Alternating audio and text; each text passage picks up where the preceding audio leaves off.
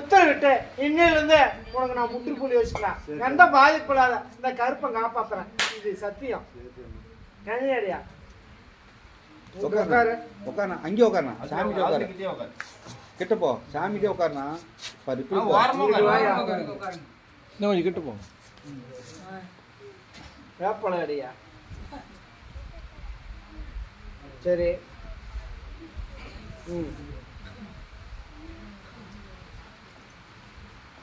இப்படியா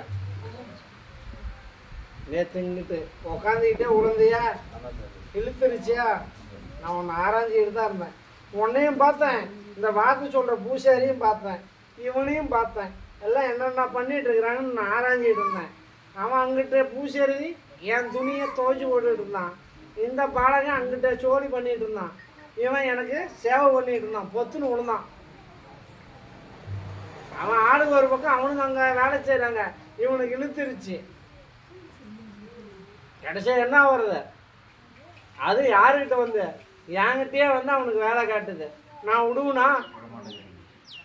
நான் யாரு?